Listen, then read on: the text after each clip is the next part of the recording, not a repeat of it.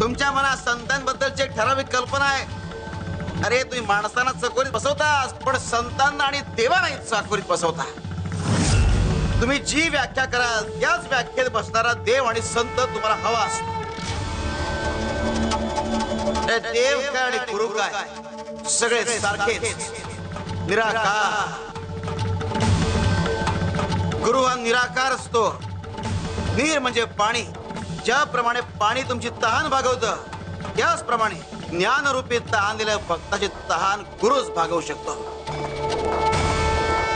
ज्याप्रमाणे पाणी त्याच्या मार्गातील खड्डे आणि अडथळे भरून पुढे जात असतं, त्याचप्रमाणे गुरु तुमच्या आयुष्यातील खड्डे आणि अडथळे दूर करून तुमचं आयुष्य सुखकर बनवतो.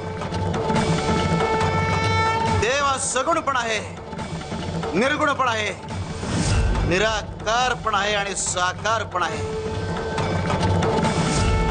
म्हणून तो कुठल्याही चाकोरीत अडकत नाही. तुला वाटलं की आम्हाला राग कसा येतो, आम्ही शिव्या कशा दिल्या, तुलाच काय ते प्रत्येकाच्या मनात हा प्रश्न असेल. पण तो राग किंवा त्या शिव्या नव्हत्या, तर ती लीला होती. ज्याला आमच्या रागामागचं प्रेम जाणवलं, त्याला आम्ही चिरकाल आमच्या पायाशी स्थान देतो, त्याला हलवून जागा करतो. आमचा राग आणि शिवाय तेच काम करतात. तुम्ही या एक गोष्टींमध्ये इतके रस झाले आहात की तुम्हाला जागा करण्याकरता, देवाकडे खेचून आणण्याकरता, गडबडून जागा करण्याकरता ही आमची रीत आहे.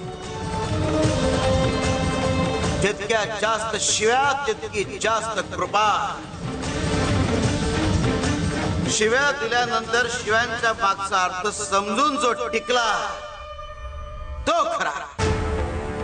शिव्या दिल्यानंतर ज्याच्या मनात किंतु आला, जो लांब गेला, त्याला लीला आणि देव कळलाच नाही. पण जो थांबला, त्याला खऱ्या अर्थाने लीला आणि देव कळाला.